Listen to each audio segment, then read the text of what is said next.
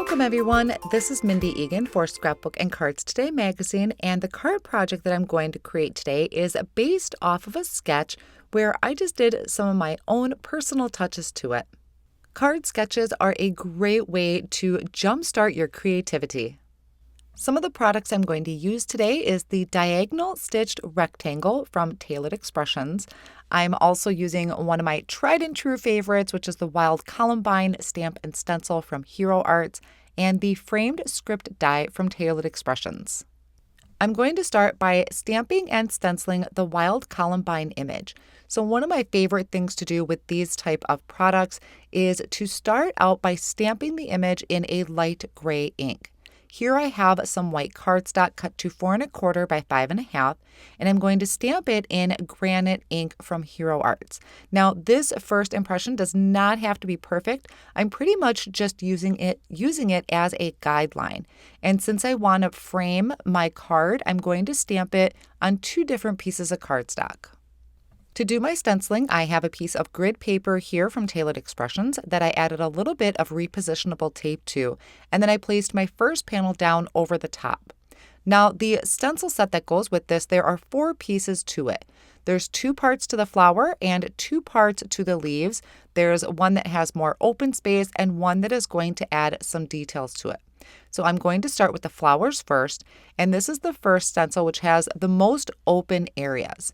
I'm just going to align this over my stamped image and hold that down with Post-it tape or any other low-tack tape. Then I'm going to start by ink blending on Peony ink from Hero Arts. I will be using a blending brush to apply my color, and I want to explain one of the reasons that I started with a light gray ink is sometimes if we don't wait long enough, our black ink could still be wet if I were to have started in black ink, and I would risk smearing it. So by stamping it in a light gray ink, that's going to avoid that. Now also remember, I did stamp 2 panels. So once I did the first layer on that first panel, I removed it and I brought in my second panel. I had only removed one side of the Post-it tape so I could kind of flip open my stencil, and then I laid this back down over the top. Sometimes I might need to do some tweaking and rearranging, but for the most part, it's pretty much in the same area. Now that I have the first layer done, I'm going to bring in the second layer of the stencil for the flowers. This is going to add some beautiful details to it. Again, I just aligned that up over the image, held that down with the Post-it tape, and then I'm going to come in with Pale Tomato. So whenever I'm ink blending and doing these layers, I am doing both panels at once. I won't show it too much for the leaves, but keep in mind I am doing both panels at the same time. So this was Pale Tomato, which gives just that gorgeous detail. Remove this, bring in my other panel so I can do that one. Just kind of fold my stencil back over, and if I need to shift that around, I can do so to make sure that lines up. Here, I needed to actually pick it up and realign it. Hero Arts does also provide those registration marks in the corner. Sometimes I use them, and sometimes I can just use the image that I have on the panel to line everything up. But you could also fill in those squares and use that as a guide as well. Now I'm moving on to the leaves. So this one is the most open area of the leaves. I'm going to come in with Kiwi ink. Whenever I have 2-piece stencil like this, where there's one that has more open space than another, I always use a light colored ink as my first color. Now I could always come back in with that same color ink to add in the details and just apply more of a heavy hand. But I really do like finding a shade that is a shade or 2 darker. I like coming in with that second color to really add in the contrast. The last layer of this particular stencil, I am going to be using Green Hills ink, but this stencil also has open areas for the center of the flowers, which I just ripped apart some Post-it tape and applied that over the center. You can do your centers in yellow, but I'm actually going to do mine in a really dark gray. Before I do that, I'm going to bring in some paper towel, just kind of clean up some of that excess ink from the green. Then I can remove those Post-it pieces that I had placed down. And here I'm going to come in with charcoal. I like to just experiment with different color combinations. So instead of the expected yellow that you may think I would have done, I like to bring in these darker shades like that. And it's really helpful to have a mini blending brush on hand to get into those smaller areas. I repeated those same steps on my other panel, and now they are both ready to add black outlines to. So when I had stamped this in that light gray ink, I never moved my stamp. I'm just bringing my stamped panels back into my MISTI tucked into that bottom left-hand corner, and I'm going to ink them up with pitch black ink. When I stamp these down, I'm going to make sure to apply really good pressure to the center of the flowers because that's where the most detail is. Now, these images also looked really great just using that light gray ink. It kind of gave it almost a no-line coloring look.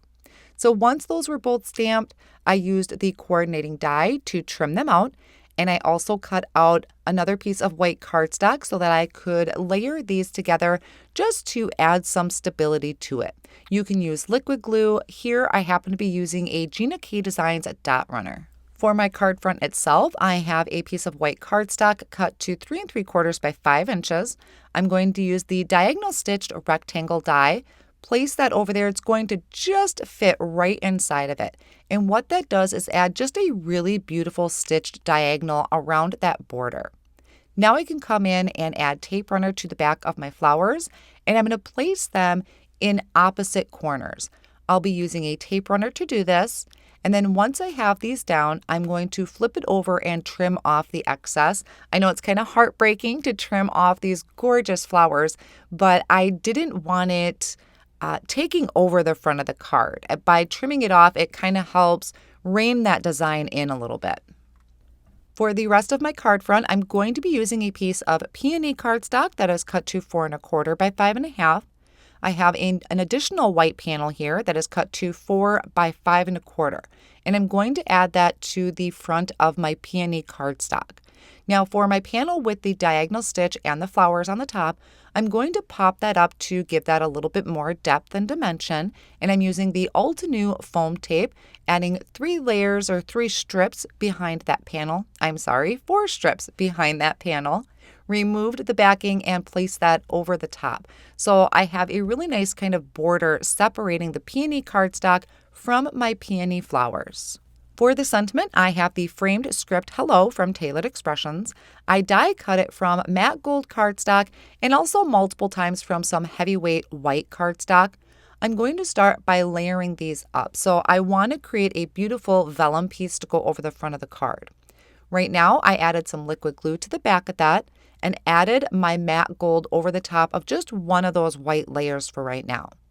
Then I'm going to take that piece and I'm going to add some liquid glue to the back of those letters again and place this over a piece of heavyweight vellum from Hero Art.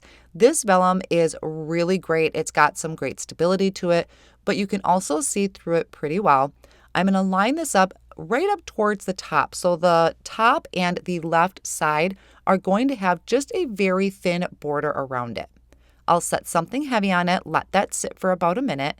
While that's drying, I'm going to take 2 more of those hellos and layer them together, put something heavy on that and let that sit. So I love to multitask. Now I'm going to take my vellum over to my paper trimmer, and the other 2 edges I am going to trim down, and I'm really just eyeballing it here to match my other 2 edges. So I will have a little bit of that vellum frame sticking out around my framed script Hello. Then Now, I did add this to another piece of vellum, and the reason that I'm doing this or doubling up my vellum is because I could see too much of the flowers through just one layer. So I repeated those same steps that I did, added it to a piece of vellum, and then trimmed off the edges, just really matching up with the previous piece that I had already done. So doubling it up, it's still slightly translucent, but it's almost like a frosted window is how I kind of look at it. Now my other pieces I layered together, I can attach that to the back, and that's going to help kind of pop that up and separate it from my background. I find it very helpful to use a glue bottle or a liquid glue that has a very fine tip to it. These small fine tip bottles from Gina K Designs really work perfect for that. So I added more of that liquid glue to the back, and then I'm placing this over the front of my card. So you can see how it is still very soft, very delicate. You can still kind of see the flowers in the background, but they're not overpowering my sentiment. I also love how I was able to use these bright pinks, but yet it has a very soft feeling to it. And then that's going to finish off my card project for you today. So I hope this has inspired you. Dig out some sketches or look for some sketches over at Scrapbook and Cards Today magazine. It really does help get the mojo started. Thank you so much for spending time with me today.